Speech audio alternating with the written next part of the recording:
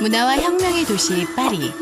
18세기 프랑스 혁명과 20세기 68 혁명을 거치며 파리는 자유와 진보의 상징이 됐습니다.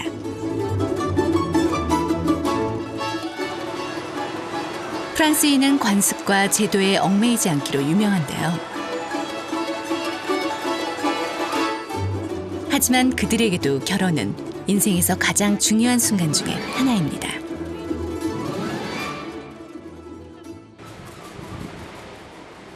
이제 막 구청에서 결혼 서약을 마치고 나온 부부가 보이는데요. 인생의 제2막을 시작하는 기분 들어볼까요? Voilà, on a dit notre premier oui et en plus on a toutes nos familles qui sont là et nos amis qui nous entourent, donc c'est vraiment un beau moment qu'on partage et on grandira tous les deux et on espère que ce sera pour la vie. 100년 해로를 다짐하는 건 프랑스도 마찬가지군요. 하지만 결혼에 대한 생각은 우리와는 좀 다른데요. C'est une signature sur un papier. C'est administratif pour moi le mariage, c'est tout. Ah, nous on vit ensemble depuis 32 ans, mais ça n'empêche que le mariage c'est purement administratif. Il y a plein de gens qui se marient pas et qui réussissent très bien leur couple. 프랑스의 젊은 커플이 사는 모습을 직접 보고 싶어 찾아간 곳은 파리 시내의 한 아파트입니다. Bienvenue à la maison, bienvenue donc pour notre déjeuner de Pax aujourd'hui.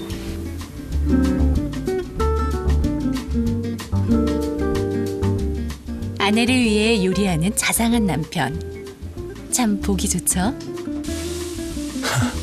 저도 앞으로 요리 자주 해야겠는데요.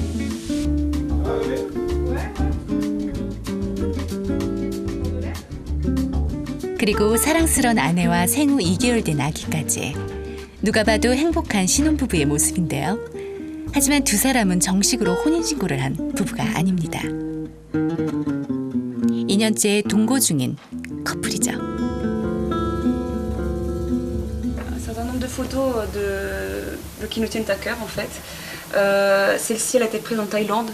On est tous les deux l'année dernière donc sur un éléphant. 정식 부부가 아니라면 남에게 소개할 땐 뭐라고 하죠? Alors, quand je présente Angela, c'est différent quand on est entre amis, qu'on présente ses amis, c'est voilà ma copine Angela. Quand c'est au point de vue de, par exemple, du travail ou avec d'autres personnes, c'est ma compagne. 오늘은 바티스트와 안젤라에게 아주 특별한 날입니다. 음식을 준비하는 손길에서 정성이 느껴지는데요.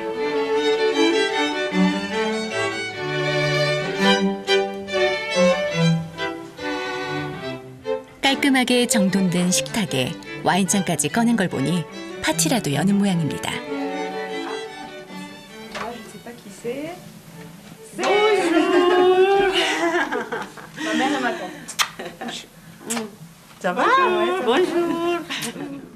두 사람의 팍스 등록을 축하하려고 가족이 모인 건데요.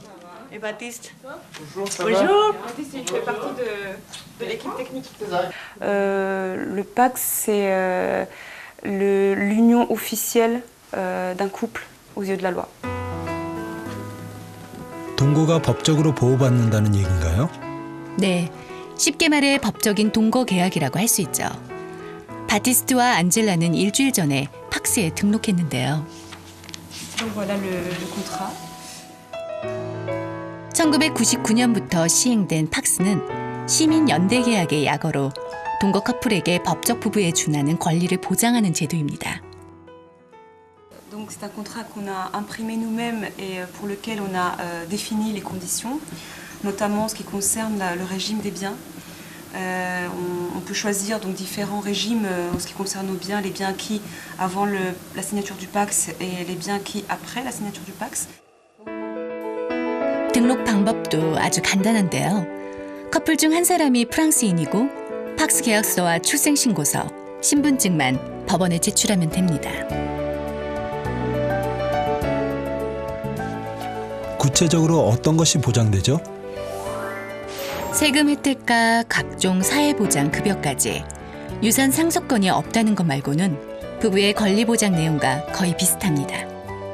그래도 결혼하는 게 더 안정적이지 않을까요?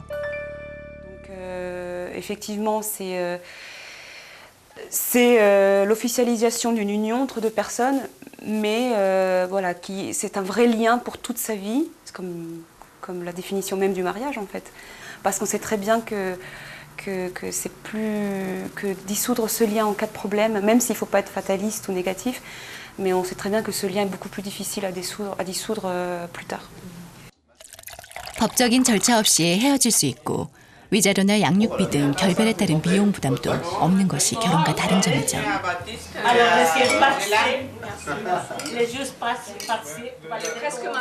법으로 보장된 사회라고 해도 정식으로 결혼한 것도 아닌데 이렇게 파티까지 하다니 우리나라에선 생각하기 힘든 일인데요. 어머니의 생각은 어떨까요? Mucha gente en esta casa, mucha. Bon, pour moi, l'important c'est qu'ils s'aiment, hein. C'est le plus important. C'est qu'ils s'aiment, qu'ils s'entendent très bien. Et pour moi, les mariages, bon, s'ils préfèrent comme ça. 50대 후반인 어머니가 팍스를 긍정적으로 생각하는 걸 보면 젊은 세대는 더 적극적일 것 같은데요. 그렇겠죠.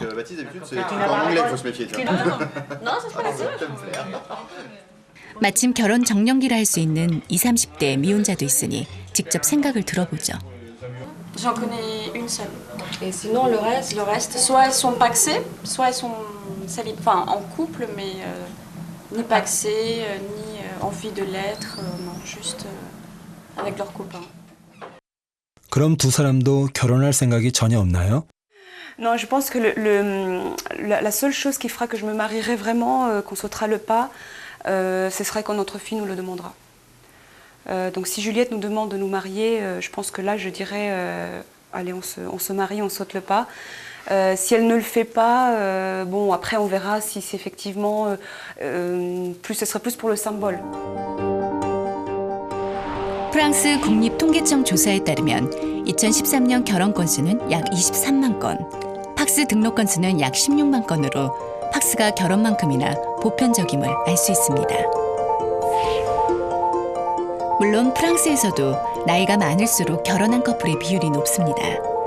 하지만 결혼 정년기라고 할 수 있는 18세에서 34세 사이에선 팍스와 동거를 합한 비율이 결혼보다 훨씬 높은데요. 젊은 세대에선 확실히 변화가 일어나고 있는 거죠.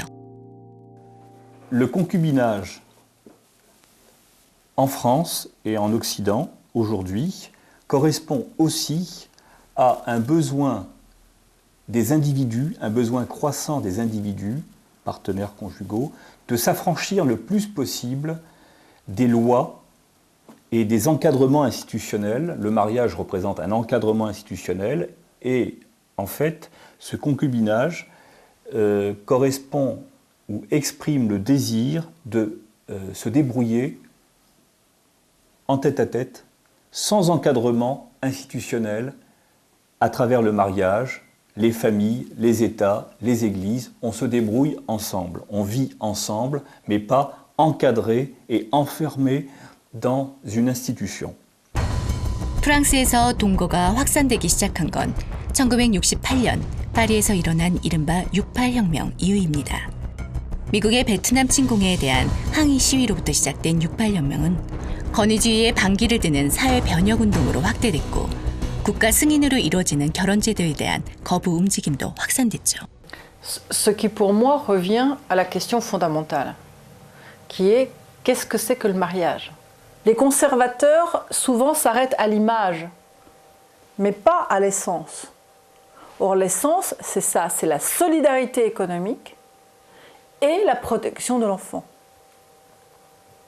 Si ça passe par la forme d'un pax ou d'autre chose, quelle importance? L'apparence n'est pas importante. Ce qui est important, c'est l'essence. Alors, est-ce que c'est forcément la destruction de la famille? Je ne suis pas sûre de ça. Je pense plutôt qu'il s'agit d'une évolution de la famille. 68혁명으로부터 반세기가 지난 지금 동거는 프랑스인에게 자연스러운 삶의 방식이 됐습니다.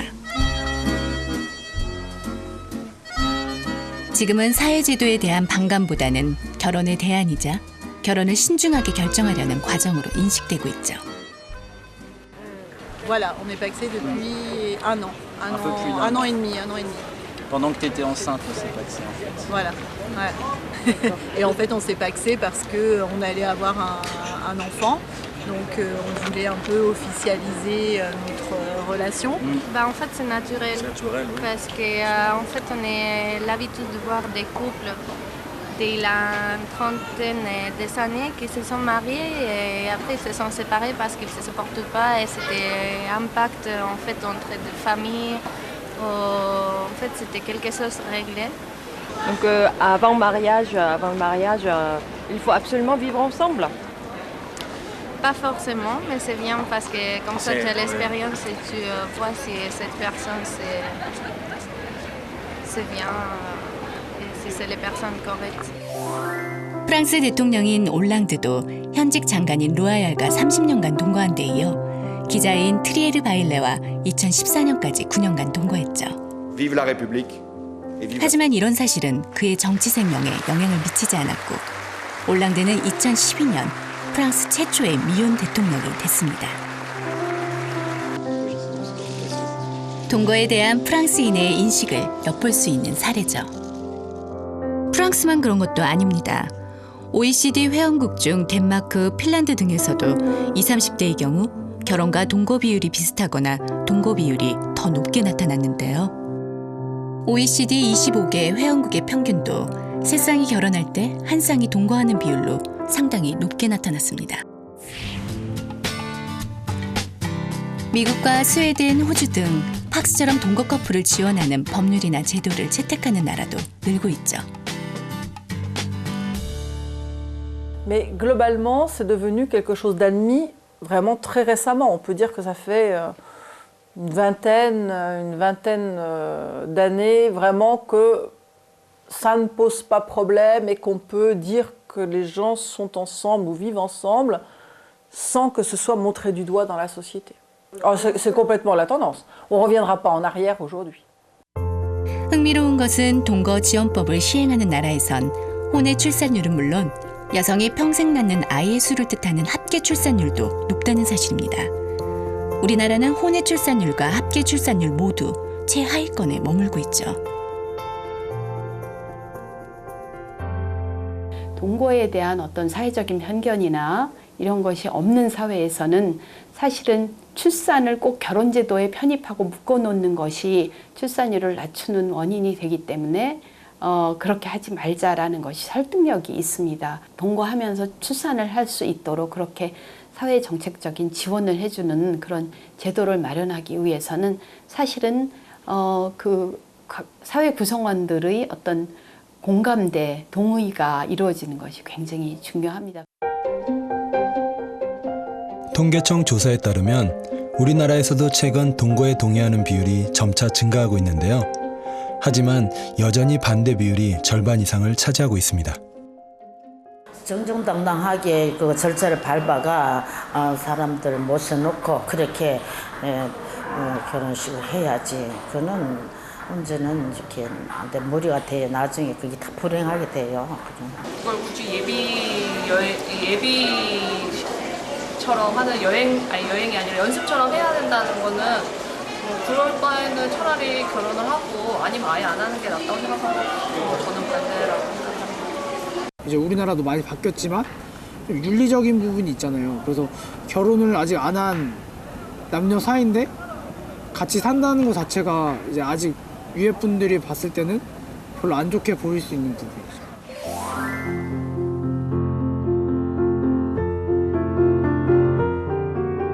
동거에 대한 부정적인 시선과 우려에도 전 국민 앞에 동거 사실을 당당히 공개한 커플이 있는데요. 변호사 출신으로 2012년에 국회의원이 된 진선미 씨와 사업가인 이상문 씨입니다. 난다 엄마 옛날에 그런 말씀을 해주신 거. 대학 신입생과 복학생으로 만난 두 사람은 14년간의 긴 연애 끝에 한 집에 살게 됐는데요. 1998년 결혼식을 올렸지만 혼인신고를 하지 않은 채 동거 중입니다. 32년째 연애 중이라는 두 사람. 호칭도 특별한데요. 오래된 남친. 제일 좋아해요, 혼칭을 본인이. 네, 저도 좋아합니다. 왜요? 맞은 사실이니까. 왜 좋아해요? 진짜 나도 궁금하네.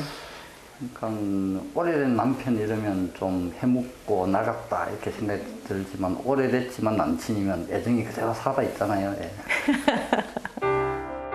식을 올린 직후에 호주제 위헌 소송 변호인단에 참여한 진 의원. 상징적인 의미로 혼인신고를 미룬 것이 지금까지 이어졌는데요. 아니 뭐 서로의 삶이 서로를 어떻게 바라보느냐가 중요하지 어떤 제도에 꼭 이렇게 정의된 틀에 들어가서 그렇게 살아야 되는 건 아니라고 늘 생각해왔기 때문에 그때도 동의했고. 하지만 단지 혼인신고를 안 한 커플이라는 이유로 겪어야 하는 불편함이나 불이익은 한두 가지가 아니었습니다. 엄마 돈 아낀다고 막 안 먹고 막 그런 거 아니에요? 예를 들면 병원에 당장 이제 가게 되면 제가 만약에 환자로 갑자기 실려가게 되면 그 수술 같은 거 동의 같은 거 해야 되잖아요. 보호자 이런 거. 이상식 이분이 보호자가 아니죠. 오래된 남자친구가. 저희 어머니가 보호자가 될 가능성이 더 높고요.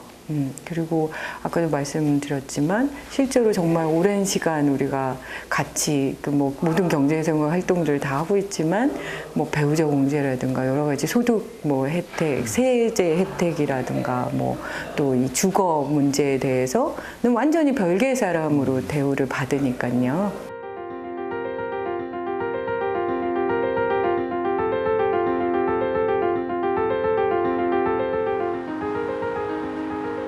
동거에 대한 따가운 시선이나 편견도 견디기 힘들었을 것 같아요. 그렇죠. 대한민국에서 동거 커플로 산다는 것이 얼마나 힘든지를 누구보다 잘 알기에 추진한 것이 바로 생활 동반자 관계에 관한 법률인데요.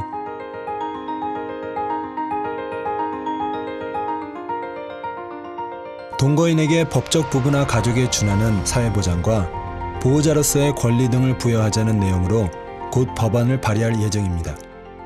본인들이 그런 혼인신고를 어쩔 수 없이 선택하지 못하고 있어도 그들의 결합, 그들의 어떤 긴밀도, 그들의 애정 이거는 충분히 보호될 수 있어야 된다고 생각하거든요. 그래서 단계적으로 그렇게 보호해 준다고 하면 지금 살아가는 그리고 굉장히 결혼에 대해서 고민하고 꺼려하는 사람들에게 또 다른 선택의 여지를 줌으로써 저는 행복에 기여한다라고 생각합니다.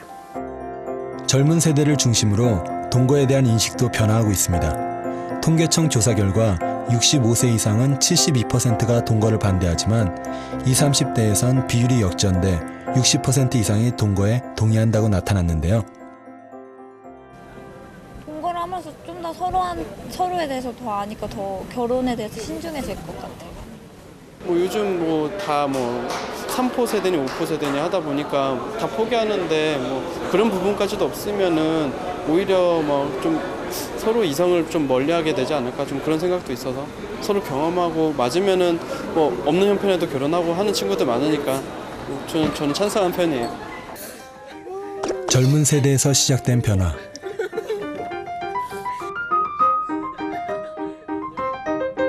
남녀의 결합 방식과 부부의 조건에서 법적 혼인만이 정답이던 시대는 이제 과거형이 되고 있습니다.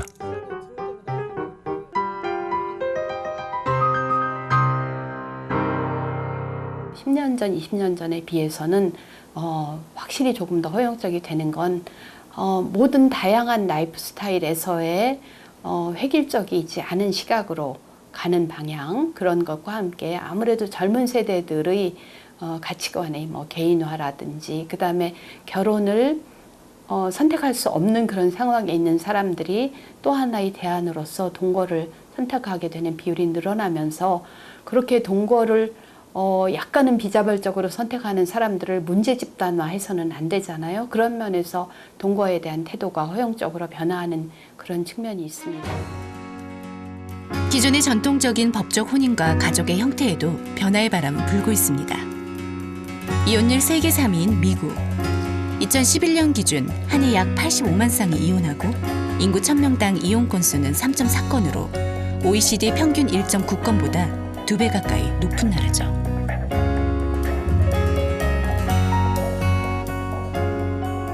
캘리포니아주의 비스타.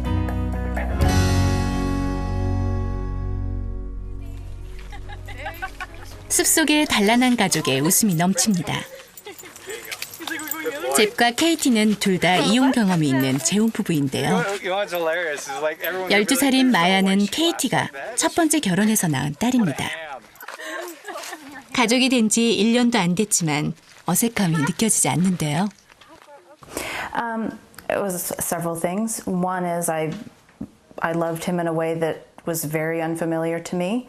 And just the natural desire to choose to live the rest of my life with him, just it wouldn't feel right otherwise.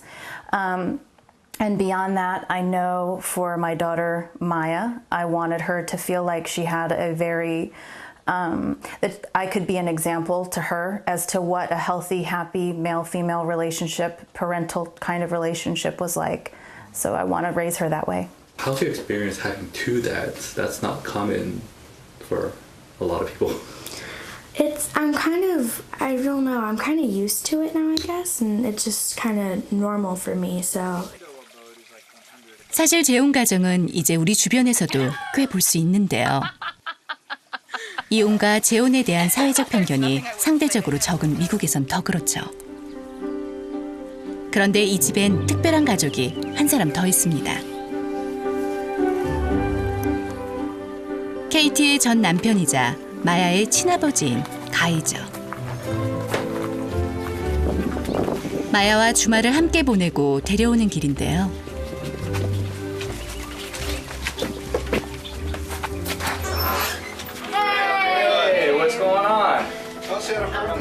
오랜 친구처럼 가이를 반갑게 맞이하는 잽.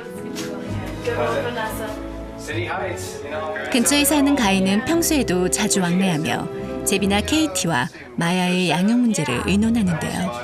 우리나라에선 보기 힘든 모습이죠.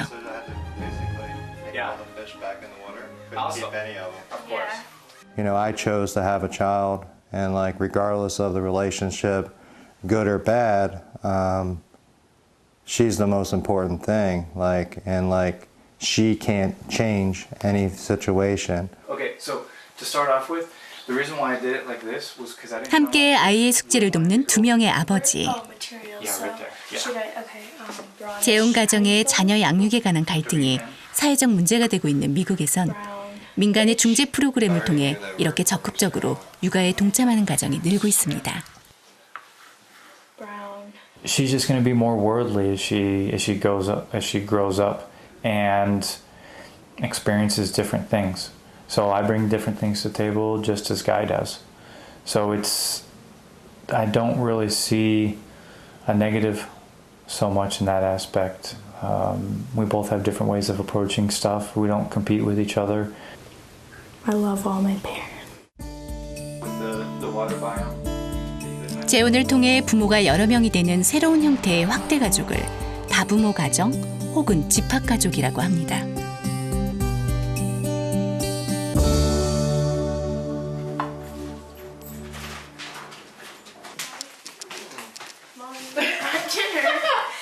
다음 달부터는 제비 전체와의 사이에서 낳은 딸 제이드도 함께 살 예정이라는데요.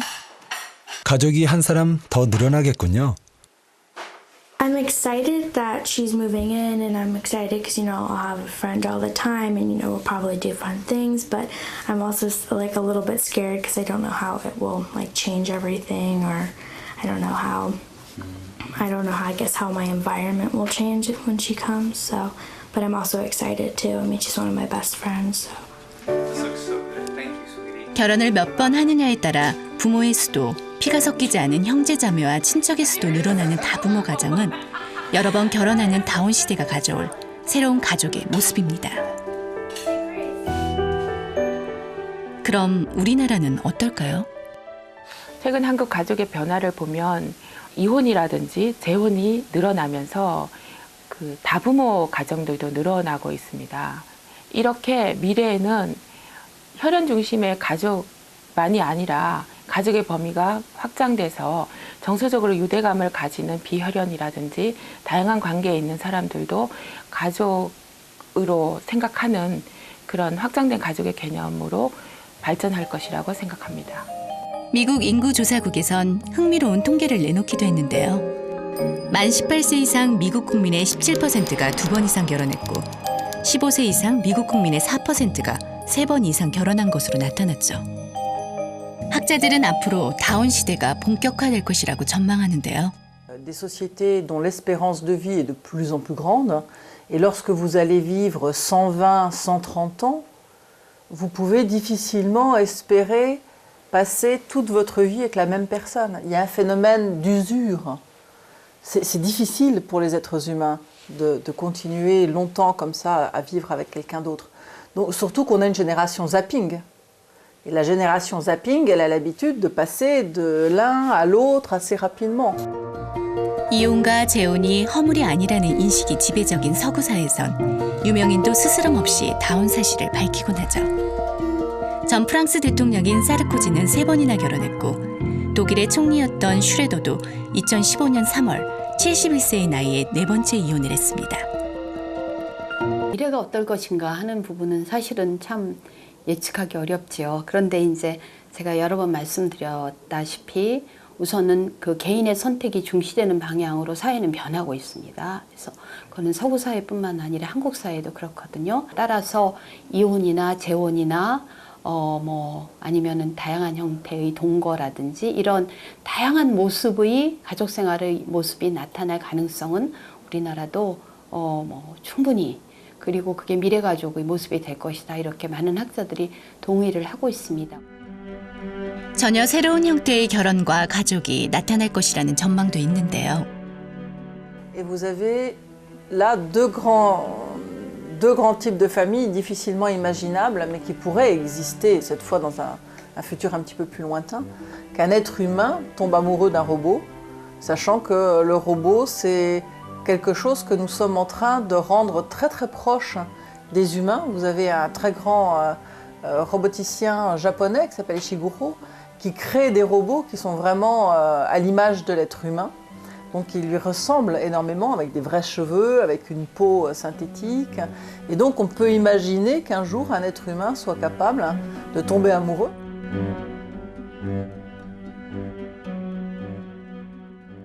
We're seeing what the Scandinavians have a word for, living together apart. People who are committed in a monogamous relationship, but who don't like to live together. We're seeing situations where individuals do live together in either one man with several women or one woman with several men. 스테파니 쿤츠의 예측을 이미 실행하고 있는 이들도 있는데요. 미국 콜로라도주의 주도인 덴버. 5월에 내리는 눈을 뚫고 찾아간 곳은 러빙모어라는 단체의 10주년 기념 행사장입니다.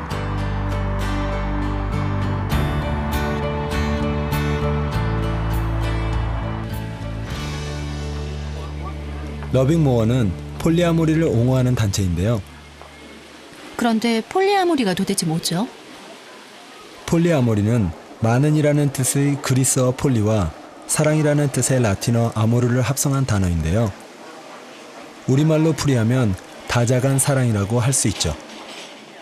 Polyamory is each individual's opportunity to be able to freely love more than one person in whatever definition of love for them is.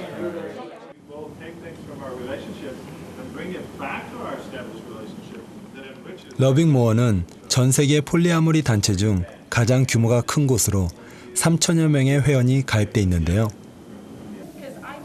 교사, 사업가, 학생, 금융인, 의사까지 직업과 연령도 다양합니다. 러빙모어에 의하면 미국에만 현재 약 150만 명이 폴리아모리를 하고 있다는데요.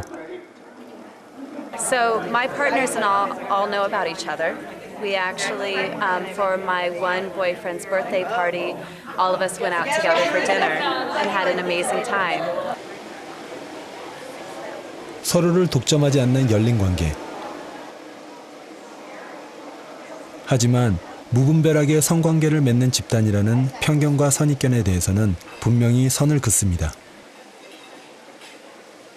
Yeah, for most people, polyamory isn't about sex. It's about the emotional connection that we have with people.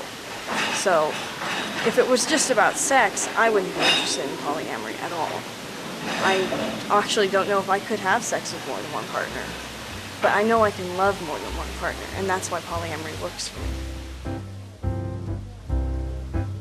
개인의 다양한 관심사를 충족해줄 여러 명의 파트너와 교감하는 것이 폴리아모리의 본질이라고 이들은 말하죠. 하지만 좀 더 평범한 사랑을 할 수도 있을 텐데 왜 굳이 폴리아모리를 선택하게 된 걸까요?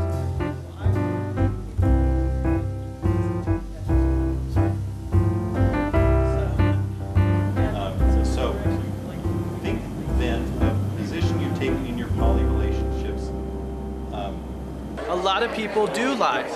A lot of people do cheat, right? That's a real thing. What polyamory is a form of ethical non-monogamy. So you can be open, honest, you're not lying, you're not cheating, you're not taking advantage of anyone, and you can have more than one partner. I don't see how there could ever be anything immoral about that. It's kind of the most moral way to be. If the fact is that you're someone like me who does have so much love that they want to share, it would actually be a lie for me to pretend like I'm monogamous, because I'm not. 20세기를 대표하는 프랑스의 지성, 보부아르와 사르트르는 계약 결혼 커플로도 유명한데요. 이들은 이미 80여 년 전에 우연히 찾아온 사랑을 인정한다는 다자간 사랑의 계약을 맺었죠.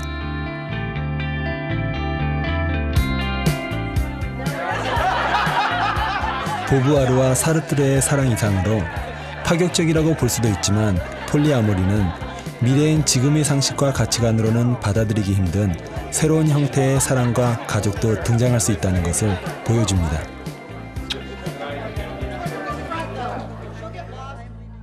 I think that we will have a diversity of arrangements. We always have. But that diversity has come up from being underground. There have always been people who have polyamorous relationships, but they have not dared to be open about it. So if it is entered into openly and willingly on both sides rather than coercively, then it seems to me that this may work and does work for some people. And it doesn't mean the rest of us have to try it ourselves. 그렇다면 전통적인 개념의 결혼은 결국엔 사라지는 걸까요? Well, I don't think that marriage is going to disappear.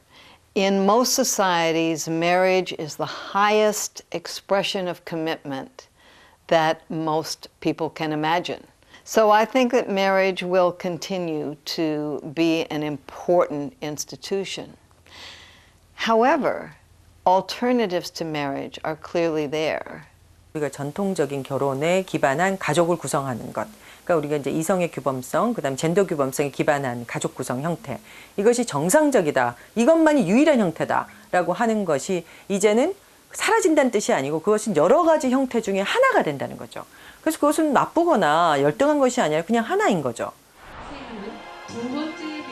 누군가는 혼례를 통해 백년 가약을 맺고 누군가는 예식이나 혼인신고 없이 부부의 연을 맺으며 누군가는 평생 2번 이상 결혼하고 누군가는 여러 명과 사랑을 공유합니다. 형태는 다르지만 이들에겐 공통점이 있습니다. 사랑하는 사람과 결합함으로써 행복을 추구하는 것. 진화하는 결혼의 긴 여정에서 본 결혼의 어제와 오늘도 마찬가지입니다. 남녀가 정식으로 부부관계를 맺는 것이라는 현대의 결혼 개념이 생기기 전에도 세상의 모든 남녀는 끊임없이 짝을 갈구해왔죠. 고대 그리스의 철학자인 플라톤은 대표적인 향연에서 잃어버린 반쪽을 찾아 평생을 헤매는 것이 인간의 숙명이라고 말하기도 했는데요.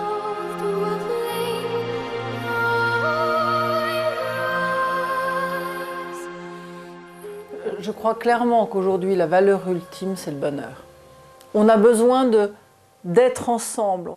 C'est pas juste être côte à côte, c'est vraiment être ensemble, se parler, échanger, être face à face, pouvoir dialoguer, pouvoir se raconter.